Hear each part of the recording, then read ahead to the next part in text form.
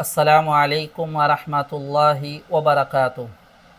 बिस्मिल्लाहि वस्सलातु वस्सलामु अला रसूलिल्लाहि सल्लल्लाहु अलैहि वसल्लम।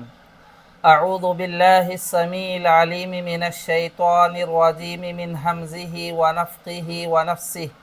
बिस्मिल्लाहिर रहमानिर रहीम। शहरु रमज़ानल्लज़ी उन्ज़िल फ़ीहिल क़ुरआनु हुदल लिन्नास व बय्यिनातिम मिनल हुदा वल फ़ुरक़ान। मुहतरम नाज़रीन, अल्लाह रब्बुल आलमीन का बेइंतहा शुक्र व एहसान है कि उसने हमें ज़िंदगी में एक बार फिर रमज़ानुल मुबारक की बरकतों को, रहमतों को लूटने का सुनहरा मौका इनायत फरमाया। मोहतरम नाज़रीन, ये महीना यकीनन नेकियों का मौसमी बहार है, जिसमें मुख्तलिफ़ किस्म की नेकियां पूरे माह में एक बंदे मुसलमान करता रहता है। लेकिन आज के इस दर्स में खुसूसियत के साथ जिस अमल और नेकी का ज़िक्र मैं आपके सामने करने जा रहा हूँ, वो है माह रमज़ान, माह क़ुरआन। मोहतरम नाज़रीन, अभी मैंने आप लोगों के सामने सूरतुल बक़रा की आयत नंबर 185 का कुछ हिस्सा तिलावत किया है। इस आयत में अल्लाह रब्बुल आलमीन ने रमज़ानुल मुबारक की निस्बत क़ुरआन से की है। कुरान मजीद में सिर्फ एक ही जगह ऐसी है, एक ही मकाम ऐसा है जहाँ पर अल्लाह रब्बुल आलमीन ने रमज़ान का लफ्ज़ इस्तेमाल किया है, और वो भी रमज़ान के फ़ौरन बाद उसकी निस्बत अल्लाह रब्बुल आलमीन ने माह रमज़ान की निस्बत क़ुरआन से की है, जिससे अंदाज़ा लगाया जा सकता है कि ये महीना क़ुरआन का महीना है। इस महीने में बंदे मोमिन को क़ुरआन से अपना ताल्लुक़ और रिश्ता मज़बूत करना चाहिए। अल्लाह रब्बुल आलमीन ने कहा, शहरु रमज़ानल्लज़ी उन्ज़िल फ़ीहिल क़ुरआन। रमज़ान का महीना वो महीना है जिसमें अल्लाह रब्बुल आलमीन ने क़ुरआन को नाजिल किया। और ये क़ुरआन कैसी किताब है? आगे अल्लाह ने फरमाया, जो तमाम लोगों के लिए हिदायत है। मोहतरम नाज़रीन, इस आयत में मैं और आप गौर करें, अल्लाह ताला ने रमज़ान का ज़िक्र करते हुए क़ुरआन की तरफ उसकी निस्बत की है। इसीलिए इमाम इब्ने कसीर रहिमहुल्लाह ने ये बात बयान फरमाई, अल्लाह ताला ने इस आयत में माह रमज़ान की फ़जीलत, माह रमज़ान की खुसूसियत जो बयान की है, वो क़ुरआन की वजह से बयान की है। इमाम इब्ने कसीर रहिमहुल्लाह मुस्नद अहमद की एक रिवायत लाकर ये बात बयान फरमाते हैं, सिर्फ क़ुरआन ही नहीं बल्कि जितनी आसमानी किताबें नाजिल हुई, तमाम की तमाम आसमानी किताबें अल्लाह रब्बुल आलमीन ने माह रमज़ान ही में नाजिल की। चाहे वो इब्राहीम अलैहिस्सलाम के सहीफ़े हों, तौरात हो, इंजील हो, ज़बूर हो, ये तमाम के तमाम आसमानी किताबें इसी महीने में नाजिल की गईं, जिससे इस महीने की अहमियत, उसकी फ़जीलत का अंदाज़ा लगाया जा सकता है। अहादीस में आता है, प्यारे नबी सल्लल्लाहु अलैहि वसल्लम जैसे ही माह रमज़ान आता, क़ुरआन से अपना ताल्लुक़ मज़बूत कर लेते, क़ुरआन से अपना रिश्ता जोड़ लेते। सही बुखारी की रिवायत में आता है, अल्लाह के नबी सल्लल्लाहु अलैहि वसल्लम हर रात माह रमज़ान में जिब्राईल अलैहिस्सलाम को क़ुरआन सुनाया करते थे। कभी कभार जिब्राईल अलैहिस्सलाम से क़ुरआन सुना करते थे। ये हदीस भी बताती है ये महीना क़ुरआन का महीना है।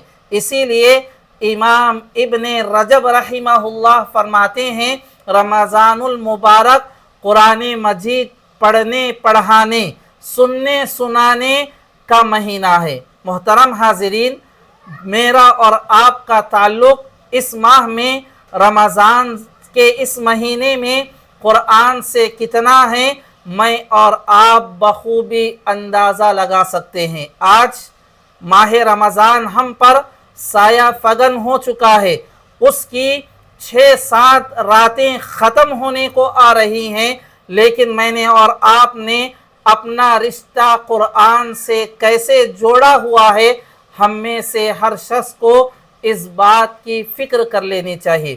اسلاف امت کے تعلق سے آتا ہے، سلف صالحین جیسے ہی ماہ رمضان آ جاتا اپنے تمام کاموں کاجوں کو دور کر لیتے، تمام کاموں سے تمام مشاغل سے فارغ ہو جاتے اور قرآن سے اپنا رشتہ جوڑ لیتے۔ امام زہری رحمہ اللہ کہا کرتے تھے، انما ہوا قراءۃ القرآن و اطعام الطعام، رمضان کا مہینہ تو قرآن پڑھنے کا مہینہ ہے، کھانا کھلانے کا مہینہ ہے۔ اسی طرح امام مالک رحمہ اللہ کے بارے میں آتا ہے کہ آپ درس حدیث کے حلقوں کو بند کر دیتے، طلباء کو آپ پڑھایا کرتے تھے، لیکن جیسے ہی ماہ رمضان آتا آپ کہتے شہر القرآن آ چکا ہے، قرآن کا مہینہ آ چکا ہے، اب صرف قرآن کی تلاوت ہوگی۔